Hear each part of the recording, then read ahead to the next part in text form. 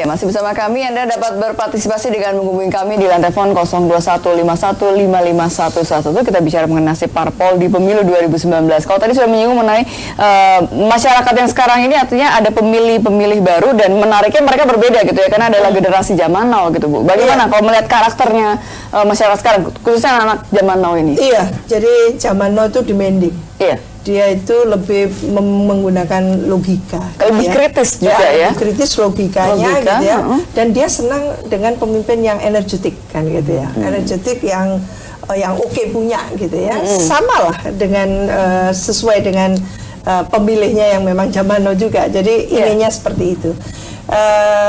Ini yang sudah dipahami oleh partai-partai politik, meskipun gitu ya, partai politik itu beranjaknya agak lama gitu. Karena ada yang gagap gimana cara mendekati anak ini begitu ya, termasuk enggan untuk melakukan regenerasi itu, padahal regenerasi itu hukum alam gitu.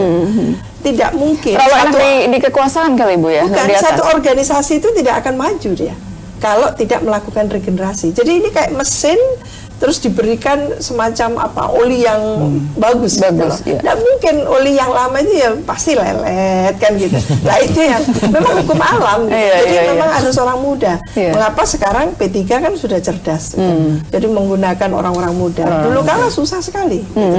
Padahal PKB sudah luar biasa dengan orang muda. Nah, Golkar kayaknya so-so masih belum seluruhnya gitu ya. Meskipun sudah ditempa macam-macam ya krisis di dalamnya, tapi untuk regenerasi itu agak lamban termasuk Golkar itu. Jadi orang muda yang datang ke sini kan termasuk yang paling tidak kurang diakomodasi kan gitu. Nah, ini yang mungkin tidak semua partai cepat sekali untuk menangkap dan merespon isu kekinian itu dengan sangat memadai. Lah ini yang kepiawaian atau talenta dari partai-partai masing-masing partai ya, melalui para elitnya yang melihat ke depan itu visioner. Kalau ke depan visioner ya mau tidak mau memang mereka harus mengantarkan ketua-ketua umum ini adalah manajer partai gitu loh. Jadi letakkan ketua umum itu manajer partai. Manajer partai itu lepas saja, jadi tidak seperti patron yang untouchable, tidak seperti itu juga. Bahwa partai memerlukan patron karena kita orang Indonesia ya. Kita tidak bisa memotong demikian saja nilai-nilai legacy dari katakan patronase kita, feudalisme kita dan sebagainya. Tapi kalau itu terlalu dikokohkan, akhirnya partai itu akan stagnasi. Partai politik akan mengalami stagnasi karena apa? Di dalamnya itu melakukan secara tidak langsung berlangsung yang namanya political decay. Jadi pembusukan dari dalam dirinya sendiri tanpa disadari tidak sebenarnya. Move on, kan gitu. Itu sudah hukum alam. Jadi memang mau tidak mau kalau ini partai politik untuk menjadi pilar demokrasi, aset negara, ya mau tidak mau dia harus menyesuaikan itu dengan kebutuhan bahwa dia pilar penting demokrasi. Ini adalah rumah demokrasi yang betul-betul menjadi showroom bagi kader-kader untuk saling gitu ya.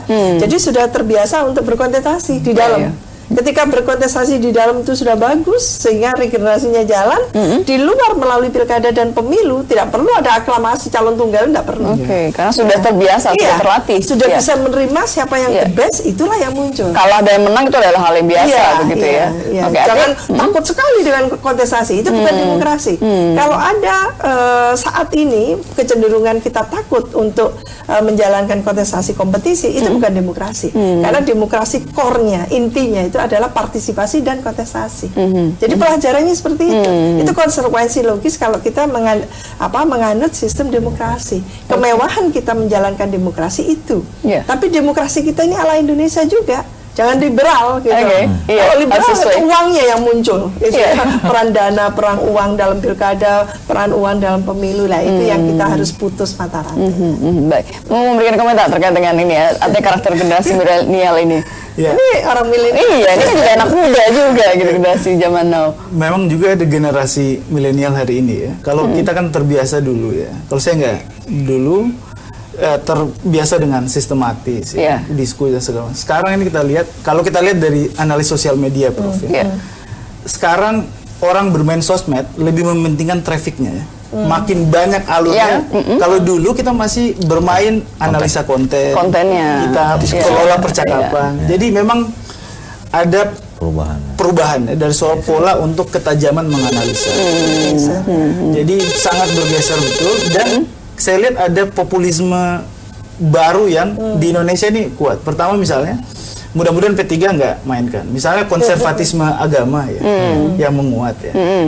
Ya itu bisa dimainkan, padahal itu kan tidak selalu berkorelasi terhadap toleransi dan sebagainya.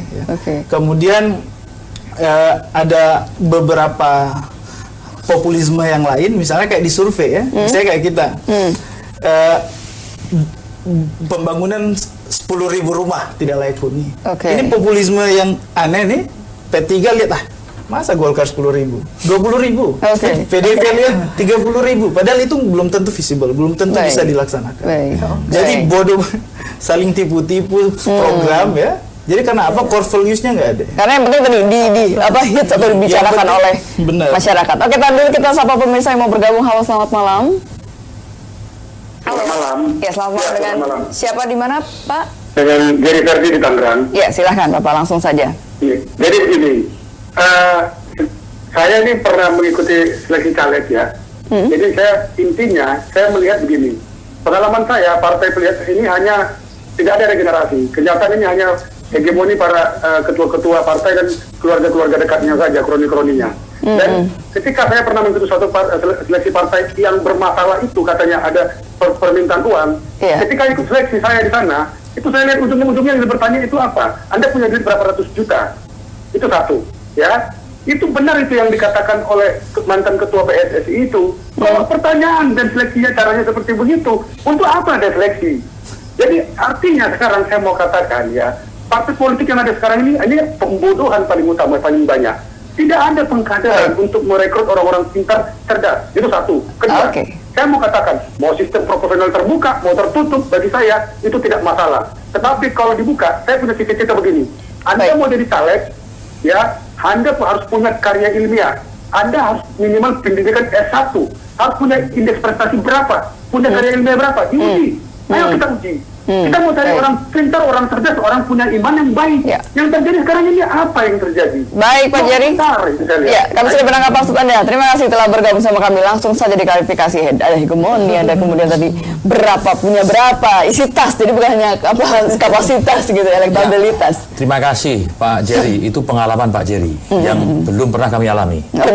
Jadi alhamdulillah belum pernah kami alami, dan itu mungkin terjadi di partai yang pernah dilamar Pak Jerry. Kami hanya ingin katakan begini, kaitannya tadi disebut kos politik, atau yang belakangan keren itu yang jadi trending adalah mahar politik.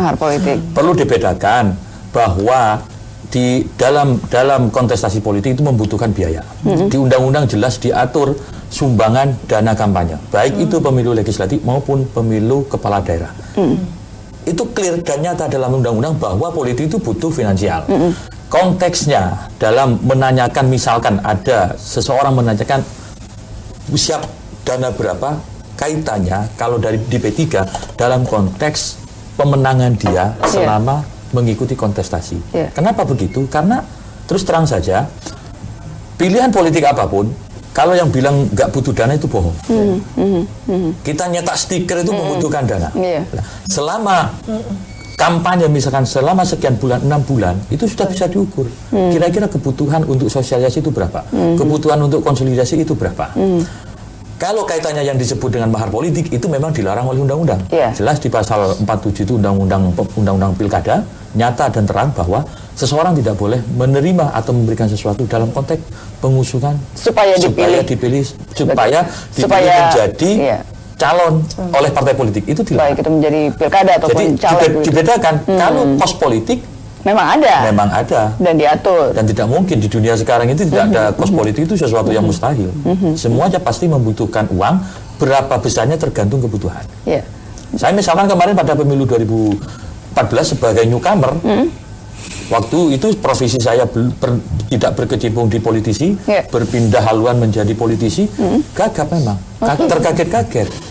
Ternyata memang apa yang ada dibayangkan kita, idealitas yang kita bayangkan itu tidak sesuai dengan kenyataan di lapangan. Ternyata apa? Kita sudah dihadapkan misalkan kebutuhan-kebutuhan real dari kerja-kerja konsolidasi yang memang itu nyata gitu.